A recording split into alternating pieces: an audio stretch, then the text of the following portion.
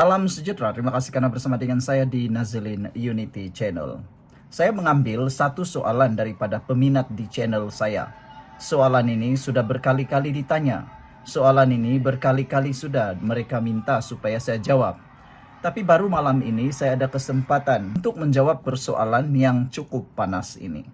Beliau menyatakan beliau sebenarnya pernah meminati Tun Mahathir. Beliau pernah mengagumi Tun Mahathir. Tapi satu perkara yang membuatkan beliau agak kecewa dengan Tun Mahathir ialah Tun Mahathir tidak tahu bila hendak berhenti. Dia tetap terus-menerus membenci dan tidak menyukai Anwar Ibrahim. Seterusnya beliau bertanya, bagaimana caranya untuk menumbangkan Mahathir? Ini strategi untuk menamatkan legasi lama. Saudara-saudara sekalian, jadi kita coba mencari jawaban bagaimana cara tumbangkan Mahathir. Selagi Mahathir dan konco-konconya masih bergerak, selagi itulah reformasi akan tersekat. Tiap hari kita dedah cara paling berkesan untuk tumbangkan legasi Mahathir sekali dan untuk selamanya. Sebelum kita teruskan ulasan ini, jangan lupa tinggalkan komen Anda dengan tanda pagar kami sayang Malaysia dan cuba cadangkan apa di pendapat Anda bagaimana caranya untuk menghentikan Mahathir daripada terus sibuk dalam dunia politik. Ada yang kata Mahathir perlu berhenti karena usia yang sudah terlalu tua. Tapi nampaknya tiada simbol nokta, tiada tanda-tanda nokta dalam dunia Mahathir. Sebelum kita teruskan ulasan kali ini, saya perkenalkan kepada Anda semua, ini terapi imun transfer factor for life. Terapi imun yang membantu mendidik, meningkatkan imun badan kita. Secara umum dan ringkasnya, apabila imun badan kita jadi lemah, apabila imun badan kita jadi tidak kuat, apabila imun badan kita jadi bodoh, kita kena penyakit, sukar sembuh daripada penyakit, dan paling penting sekali, kita sengsara dalam hidup kita karena imun badan yang menyerang diri kita sendiri. Tetapi dengan adanya terapi imun ini, mendidik, mengajar, dan membantu menguatkan imun badan kita sehingga 400%, maka imun badan kita menjadi kuat dan bijaksana, lalu menyerang dan mempertahankan diri kita daripada dalam menyerang penyakit atau menyerang akar penyakit yang ada dalam tubuh badan kita. Dan tentulah apabila akar penyakit dihapuskan, kita sembuh daripada sebarang jenis penyakit. Dapatkan produk yang hebat ini melalui nombor telefon saya yang tertera, dan ingat, ini produk paling hebat, penemuan paling bersejarah dalam dunia perubatan abad ini, dan ini ialah produk lulus KKM, halal dan diperakui oleh doktor-doktor di seluruh dunia dan juga di Malaysia. Kalau ini kali kedua Anda menonton video ini mungkin jalan yang Tuhan tunjuk untuk Anda. Saudara, mari kita bongkar dan dedahkan rangkaian rahasia. Mahathir tak bergerak seorang. Dia ada rangkaian kronik korporat, media upahan, think tank NGO, dan bekas pemimpin yang tunduk padanya. Strateginya, dedahkan satu persatu. Siapa dapat kontrak, siapa berhubung di belakang tabir, siapa pertahan Mahathir di saat rakyat susah. Kedua, cara untuk tumbangkan Mahathir ialah melawan naratif lama, yaitu memecahkan mitos Mahathir. Ramai yang masih terperangkap dengan nostalgia, kononnya Mahathir penyelamat negara, padahal dia mungkin pencatur utama ekonomi kronisme. Strategi ialah gunakan media sosial, YouTube, TikTok, edukasi rakyat dengan fakta bukan auta. Buat perbandingan zaman Mahathir lawan zaman sekarang. Kena lawan persepsi dengan naratif baru. Mahathir bukan pejuang rakyat, Mahathir pejuang kroni, kata seorang netizen. Ketiga, tolak semua wakil Mahathir dalam politik semasa. Dari Bersatu hingga kepada NGO pro Mahathir, ramai masih setia kepadanya. Strateginya mudah, gerakan kesedaran, tolak calon, tolak parti, tolak orang belakang Mahathir. Jangan biar mereka dan jangan beri mereka ruang dalam pilihan raya.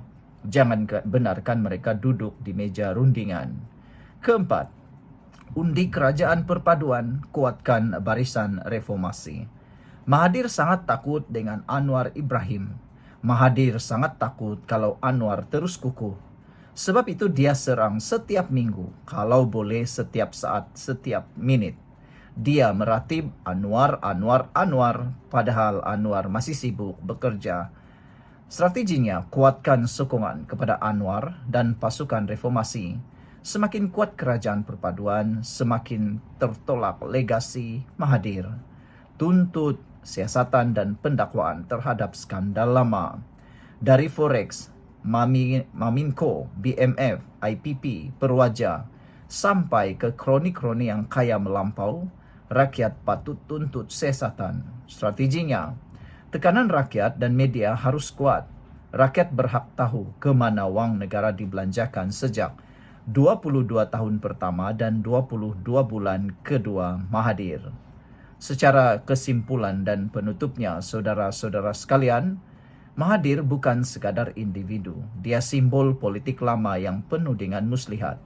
Untuk Malaysia bergerak ke depan, legasi Mahathir mestilah ditamatkan. Ini masa kita bangkit dan tumbangkan legasi lama sekali dan untuk selama-lamanya.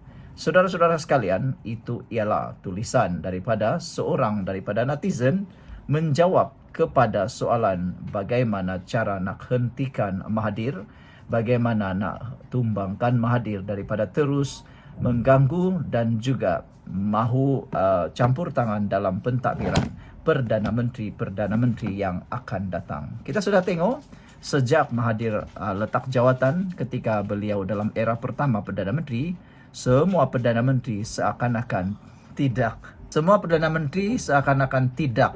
sebaik beliau. Sehingga setiap kali ada Perdana Menteri, Mahathir akan arah untuk letak jawatan. Bagaimana pula dengan pendapat anda? Sekian untuk kali ini. Jangan lupa tinggalkan komen anda. Bye-bye. Salam sejahtera. Terima kasih karena bersama dengan saya di Nazilin Unity Channel. Konco Mahathir terbongkar.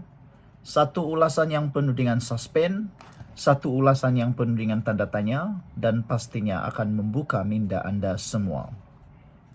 Akhirnya, satu demi satu watak sebenar konco-konco Mahathir mula kelihatan di permukaan.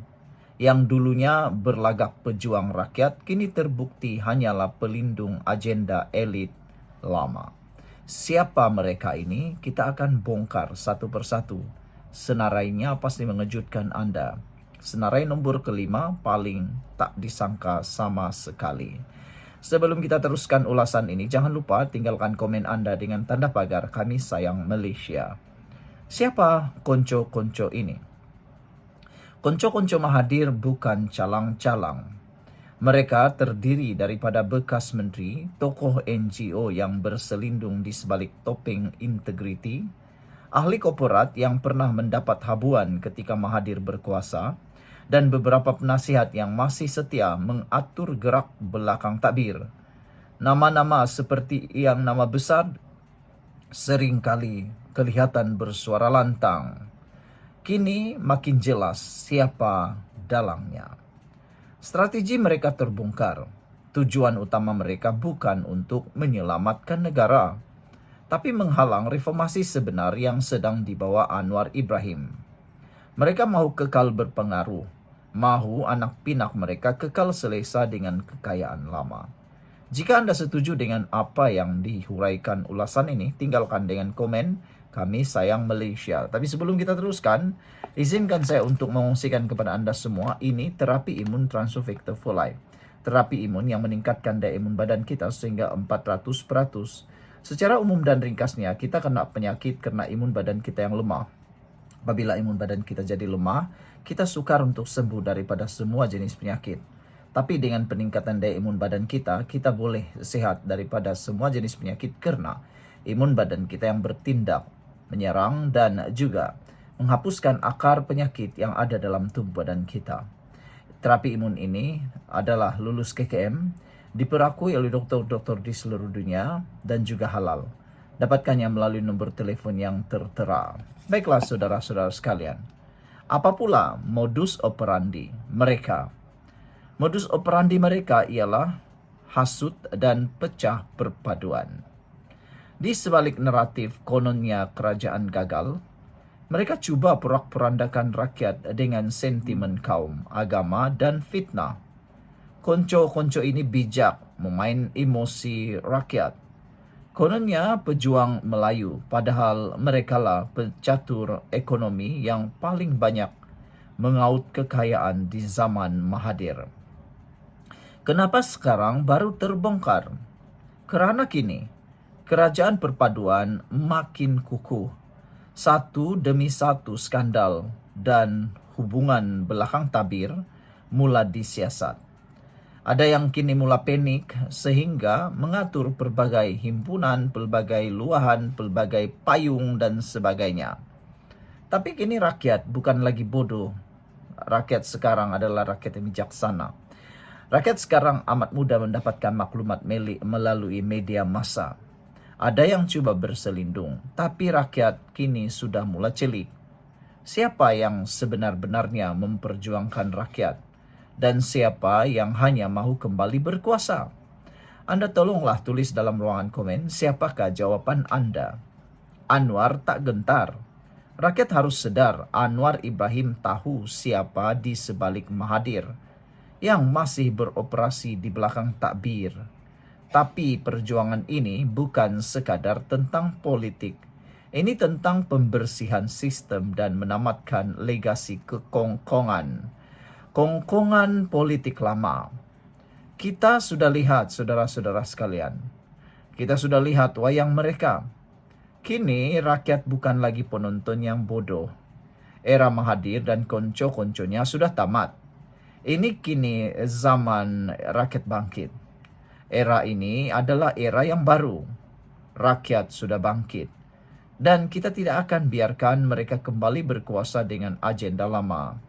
Dengan tanda pagar konco Mahathir terbongkar, politik Malaysia Kerajaan Perpaduan Anwar bangkit.